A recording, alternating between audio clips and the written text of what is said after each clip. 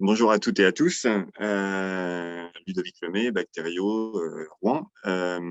Christophe Marguet souhaitait introduire une communication Bactério dans cette session sur les nouveaux anti-infectieux, pour en particulier envisager l'apport des nouvelles techniques en bactériologie pour l'aide à la prise en charge des patients, sous-entendu pour bien tester les nouveaux anti-infectieux dont on vient de parler. Il faut bien détecter les bons pathogènes pour faire les bons antibiogrammes. En revanche, beaucoup plus humblement, je vais vous montrer qu'il n'y a pas beaucoup de vraiment nouvelles techniques miraculeuses côté bactériaux et qu'on peut simplement essayer de vous apporter de petites aides, de petits éclairages sur les questions que vous vous posez quand vous nous envoyez un ECBC. Alors justement, pourquoi est-ce que vous envoyez un ECBC au labo de bactériaux? Habituellement pour détecter des pathogènes potentiels et puis si on les détecte, faire réaliser des antibiogrammes pour obtenir les profils de sensibilité, les résistances de ces pathogènes et puis essayer de choisir donc les molécules que vous allez prescrire pour traiter l'éventuelle exacerbation ou l'éventuelle primocolonisation que vous venez de détecter. Alors effectivement, d'habitude, l'antibiogramme, il est prédictif du succès clinique. Par exemple, dans la majeure partie de l'infectiologie, par exemple, vous suspectez une infection urinaire, vous faites un ECBU, vous envoyez donc le CBU au labo. Le labo va identifier, par exemple, un colibacille. Il va faire un antibiogramme. Et si vous choisissez la molécule sur la base de l'antibiogramme, vous avez une probabilité énorme, supérieure à 90% habituellement, de succès clinique. Mais la bactériologie de la mucoviscidose, avec son ou ses antibiogrammes finaux qu'elle va vous rendre, eh bien, malheureusement, elle n'est pas du tout aussi fiable et prédictive que ça. Vous savez bien qu'il y a beaucoup de discordances entre le in vitro qu'on vous rend et le in vivo ensuite chez le patient. Deux grands types de discordances que vous avez sûrement déjà expérimentés. Soit vous avez choisi des molécules actives d'après l'antibiogramme et vous n'obtenez pas de succès clinique, ou bien alors vous aviez, pour X ou Y raison, prescrit des molécules qui sur l'antibiogramme ne marchaient pas et pourtant vous obtenez une amélioration clinique.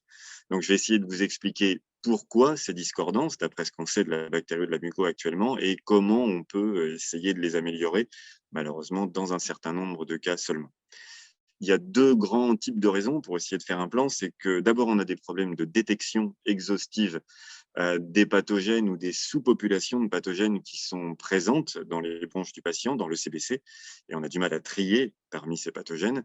Et puis, on a aussi des problèmes sur les tests antibiotiques, sur les antibiogrammes eux-mêmes, qui sont réalisés au labo dans des conditions très académiques, avec des recommandations très artificielles, qui sont peut-être trop éloignées, probablement même trop éloigné du biofilm bronchique. Ça, c'est une diapo un peu caricaturale, je le reconnais, mais juste pour illustrer qu'effectivement, en fonction des techniques bactériaux qui vont être mises en œuvre, un même CBC ne va pas du tout aboutir aux mêmes réponses. Si vous envoyez donc un ECBC de patient muco, donc à un labo numéro 1, mais sans l'information muco, vous allez aboutir à une réponse un peu laconique, entre guillemets, flore oropharyngée 17, point. Un deuxième labo avec, là encore, pas d'infos muco, mais va peut-être éventuellement individualiser le PIO qui était présent dans le CBC à 10,5, trouvant que ça ne fait pas partie de la flore oropharyngée vraiment, mais sans antibiogramme, et puis une flore oropharyngée à 17, et c'est tout.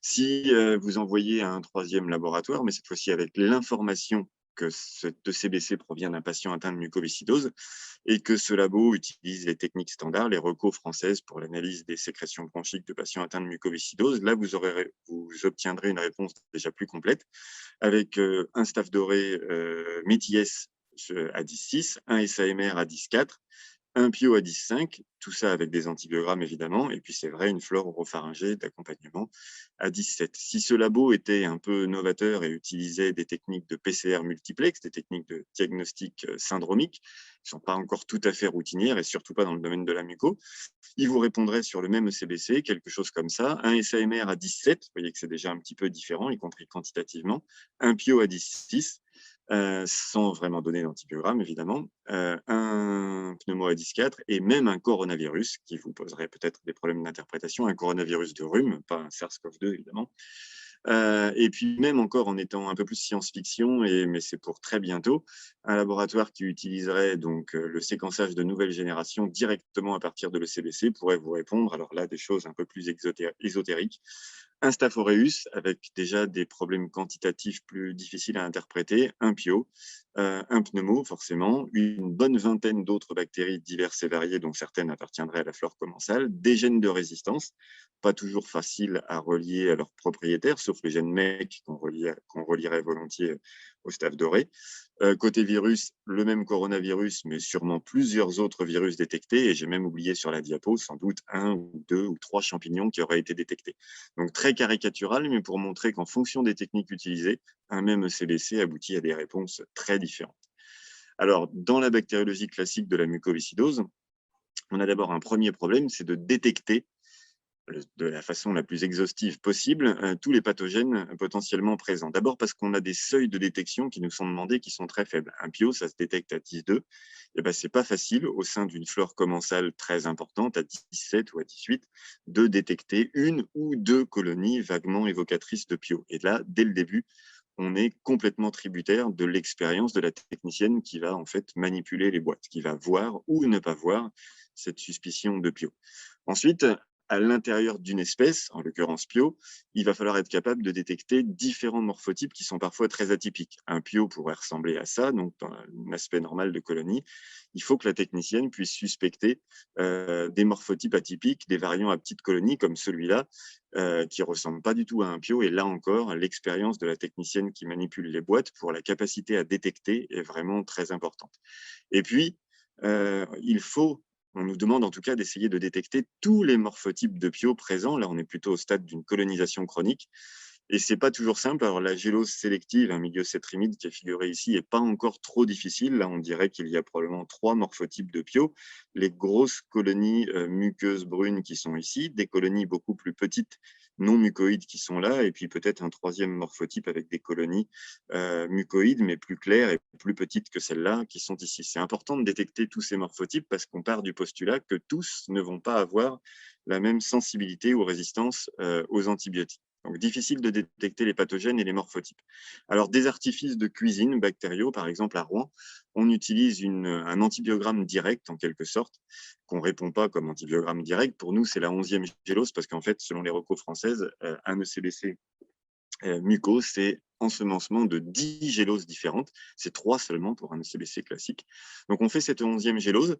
Ça nous aide à bien démêler la flore des patients, puisque les germes vont se répartir autour des disques d'antibiotiques en fonction de leur résistance naturelle ou acquise. Là, il y a de la flore commensale, ici en bas à gauche, et puis un Staph aureus à 10,5 en haut à droite qui résiste à l'astréoname, à la colimycine, etc. Donc, ça démêle très bien les flores. Ici, un Staph aureus, donc en quantité assez importante, probablement un 10,6, un Sténotrophomonas, les grosses colonies, à 10,5, puis même un peu d'Aspergillus qu'on voit commencer à apparaître aussi sur la gélose. Et ça résout aussi fréquemment les interactions de flore, parce qu'en fait, il y a certains BGN, notamment les Sténotrophomonas ou les achromobactères, qu'on détecte difficilement sur les géloses classiques, parce que la flore commensale, les streptocoques de la flore commensale, les inhibent considérablement, les empêchent de pousser. Et sur cet, entre guillemets, antibiogramme direct, eh bien, là où la flore oropharyngée, elle, ne pousse pas, et là où le germe, et par contre, le Sténotrophomonas, en l'occurrence ici, est résistant, par exemple autour de l'imipenem, mais ça vaut autour des bêta-lactamines ici, puisqu'il n'y a pas de flore commensale, lui, le sténo, il va extrêmement bien pousser, et donc on va le détecter facilement, alors que sur les géloses classiques, on aurait très bien pu ne pas le voir, parce que la flore commensale l'aurait empêché donc de cultiver correctement. Même sur les flores difficiles, je ne vais pas détailler, mais c'est un apport important puisque en repiquant les colonies autour de certains disques d'antibiotiques choisis judicieusement, eh ben, on arrive à aller détecter les bactéries qui nous intéressent autour de différents disques d'antibiotiques. Donc, ça nous aide à détecter les différentes espèces de pathogènes potentiels ainsi que les différents morphotypes à l'intérieur de ces espèces. On a une meilleure détection avec cette 11e gélose. C'est important de détecter donc tous les morphotypes parce qu'encore une fois, possiblement, ça correspond à des antibiotypes différents. Et donc, on sait bien que quand un patient, historiquement, se colonise avec une souche de Pio et qu'elle s'installe de façon malheureusement pérenne, bien, au fil des années, à chaque fois qu'elle repique son génome, elle fait des erreurs, il y a des mutations qui s'accumulent, donc, et au bout de X années, on a une juxtaposition de plein de mutants, de variants, c'est des termes à la mode, de sous-populations, toutes en fait descendantes de la souche d'origine. Mais ce sont des morphotypes différents et potentiellement, ils ont des antibiotypes différents. c'est une diapo que je ne détaille pas, mais juste pour illustrer que, de façon à nouveau un peu caricaturale, 4 mutations peuvent suffire pour passer d'une souche de Pio donc sauvage, multi-S, à une souche de Pio qui est devenue complètement toto-R. Donc ça va vraiment très vite. Donc, il faut détecter tous ces morphotypes. Alors sur la gélose que je vous ai montré au début et qui grossit ici, les 3 morphotypes, on les reconnaissait à peu près facilement. Mais sur des géloses qui sont beaucoup plus lourdes, c'est des milieux cétrimides aussi ici, des géloses sélectives, et ben là, personne ne peut prétendre avoir détecté tous les morphotypes qui étaient présents dans cette ECBC, d'autant qu'ils ne poussent pas tous à la même vitesse et que ceux qui poussent tardivement, une fois que la gélose est envahie, ne peuvent pas se voir. On essaye quand même de les détecter parce qu'on part du postulat que chaque morphotype a un antibiotype potentiellement différent. Malheureusement, c'est une couche de complications supplémentaires, c'est pas tout à fait vrai. On sait bien que différents morphotypes peuvent avoir le même antibiotype. Ça, c'est pas trop grave, mais beaucoup plus gênant est le fait que on va pouvoir avoir des colonies donc de même aspect, c'est-à-dire de même morphotype, qui ont pourtant des antibiotypes différents. C'est lorsque les mutations qui se sont accumulées ont concerné des systèmes de régulation de résistance, mais n'ont pas concerné l'aspect des colonies. Ça, c'est évidemment beaucoup plus imparable. Et là encore, notre 11e gélose nous aide parce que c'est l'exemple d'un patient comme celui-là, par exemple, où sur des comptes rendus itératifs, mensuels, vous allez avoir tantôt 3 souches de Pio d'antibiotypes différents, mais toutes sensibles à l'imipenem. Et puis, une fois de temps en temps, mais pas de façon systématique, sur le compte-rendu apparaîtra un 4e Pio, mais celui-là R imipenem. Alors évidemment, ça peut impacter forcément le succès clinique d'une cure à base d'imipenem. Et donc, notre antibiogramme direct, là, nous, il nous aide parce que si la densité de colonies est suffisante, on va facilement repérer ce 4e morphotype qui, lui, donne des colonies dans l'imipenem. Et quand on repique ces colonies-là, effectivement, on retombe bien sur ce 4e morphotype R imipenem qu'on va donc détecter de façon beaucoup plus fiable, systématique au fil des comptes rendus mensuels. Donc, ça permet quand même une meilleure détection, plus exhaustive en tout cas, des différents morphotypes de Pio. Donc ça, c'était des artifices un petit peu de cuisine bactériaux pour essayer d'améliorer la détection. Une autre technique qui est plus si nouvelle, parce qu'elle est arrivée dans les labos de CHU, au moins en routine, il y a presque une dizaine d'années, c'est l'identification des bactéries par spectrométrie de masse Malditov. Alors, je ne détaille pas le principe, mais ça a augmenté considérablement la fiabilité des identifications qu'on vous rendait.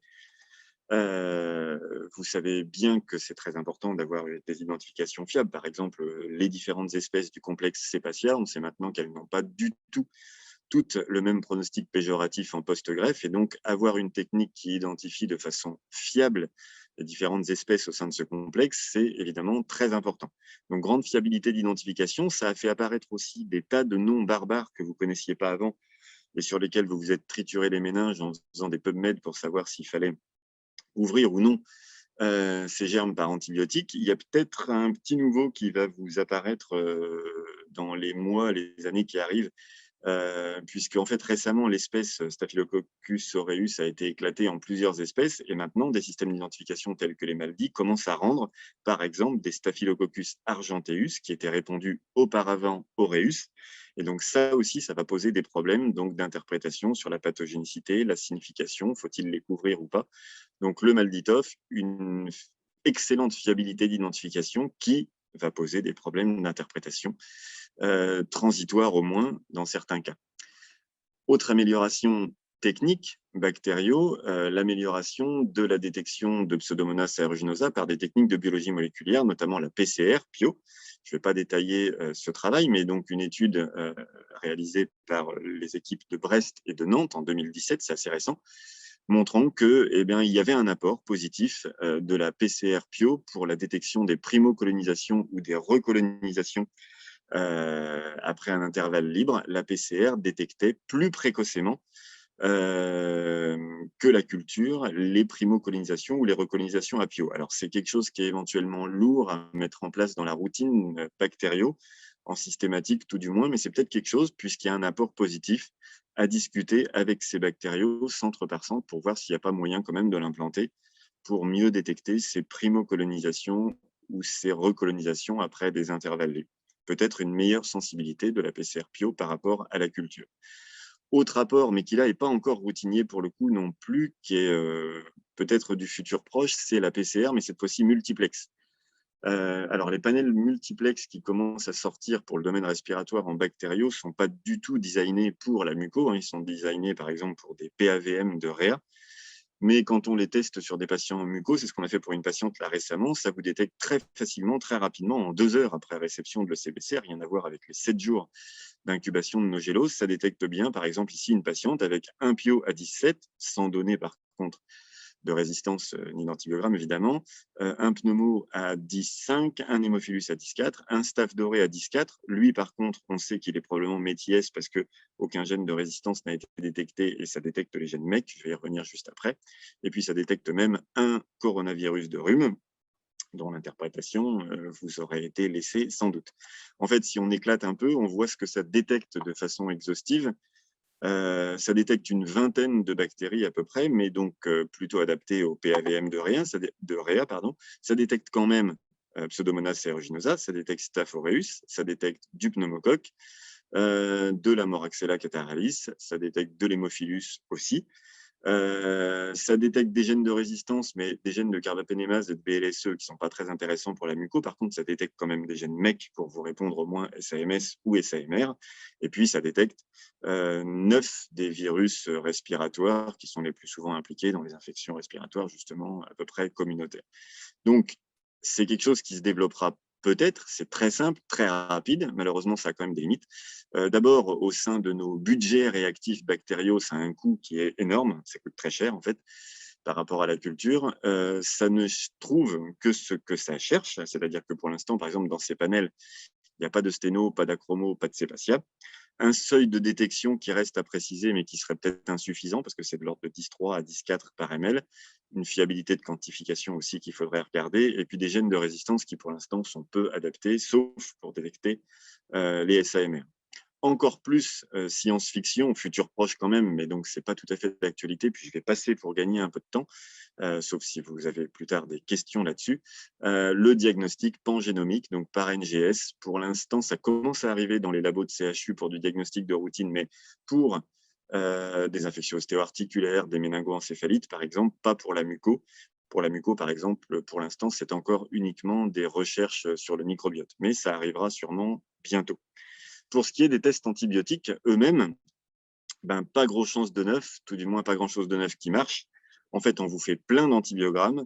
Il y a des discordances in vitro, in vivo, et en fait, on sait bien que malheureusement, ces antibiogrammes manquent de fiabilité pour prédire l'échec ou le succès clinique. C'était déjà publié dès 2003, donc c'est pour nous, bactériaux, très frustrant.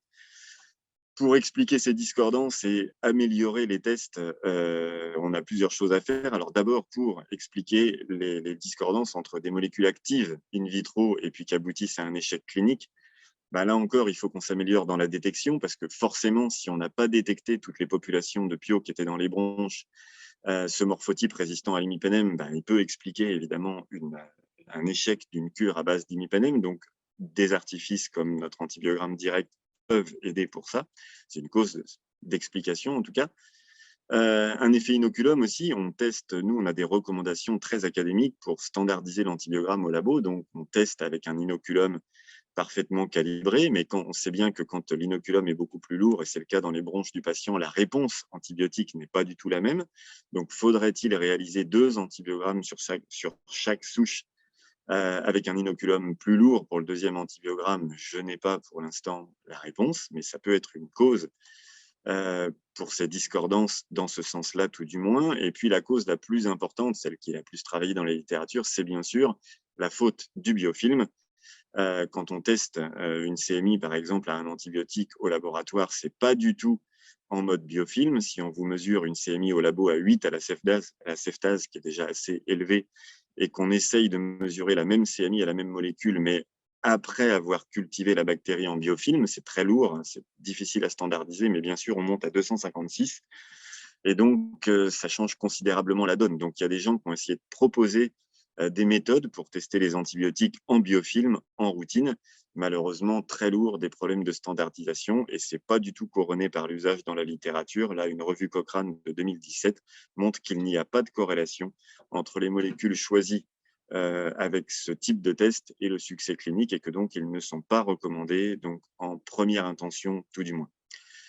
Les discordances inverses, quand vous avez prescrit des molécules qui étaient inactives in vitro et que vous observez une amélioration clinique, alors d'abord, nos antibiogrammes dans les conditions du CASFM au labo sont inadaptés pour les aérosols. Nos concentrations critiques ne prennent pas en compte les concentrations locales dans les sécrétions bronchiques. On vous répond un Tobraer avec une CMI à 64.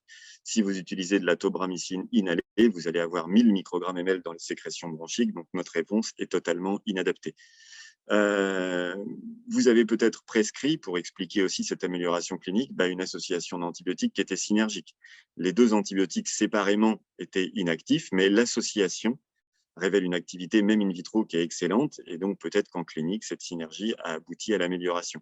Alors, on a fait beaucoup de tests d'association in vitro au début des années 2000. Malheureusement, il a été montré depuis que le choix des antibiotiques sur la base de ces tests d'association in vitro prédit extrêmement mal le succès clinique. Donc, ces tests ne sont pas validés non plus et on en fait maintenant très peu, vraiment sur demande ponctuelle. Dernière explication, c'est qu'en fait, on vous a rendu un antibiogramme de mélange, ici donc une colonisation chronique probablement, une souche mucoïde qui était très abondante, mais plutôt multisensible. Elle ne pousse pas, c'est pas elle qui est ici autour de la ceftase, autour de l'imipenem ou autour de la tazo. C'est une deuxième population de pio qui, elle, est beaucoup plus moribonde, qui a du mal à pousser, qui reste en toute petite colonie alors que l'antibiogramme a 48 heures. L'ensemble fait résistant ceftase, imipenem, tazo. Mais en fait, si vous avez prescrit ces molécules et que vous avez obtenu une amélioration clinique, c'est peut-être parce que ces populations résistantes ne participent pas ou très peu à la pathogénicité, qu'elles ne sont pas aussi pathogènes que cette souche mucoïde-là. Le problème, c'est qu'on n'a pas de critères fiables. On n'est pas capable en bactériaux de trier la pathogénicité des différents morphotypes qu'on vous rend. Donc en fait, en conclusion, tout ça pour ça, beaucoup plus de questions que de réponses. Disons que pour essayer de fournir des données utiles à l'antibiothérapie, il faut au moins essayer de détecter au mieux les espèces et les différents morphotypes de bactéries pathogènes. Alors pour ça, des artifices de culture comme notre antibiogramme direct, le recours au MALDI-TOF, la biologie moléculaire avec les PCR PIO, les PCR multiplex peut-être. On a des discordances malgré tout in vitro, in vivo, mais globalement, la tendance principale, c'est que les souches sont plus résistantes in vivo qu'in vitro. En revanche, elles n'ont peut-être pas toutes la même pathogénicité. Donc là, le problème, ça sera peut-être d'essayer de faire le tri. Pour l'instant, la bactério ne sait pas faire correctement le tri entre les pouvoirs pathogènes des différents morphotypes. Pour mieux tester les antibiotiques, finalement, c'est assez décevant. Rien n'est pour l'instant validé, ni les tests d'association in vitro, ni les tests in vitro en mode biofilm. Et que donc, finalement, devant toutes ces difficultés, il ne faut pas hésiter à discuter avec ces bactériaux pour une optimisation, par exemple, à la carte sur des patients qui seraient particulièrement difficiles. Voilà, je vous remercie de votre attention. Merci.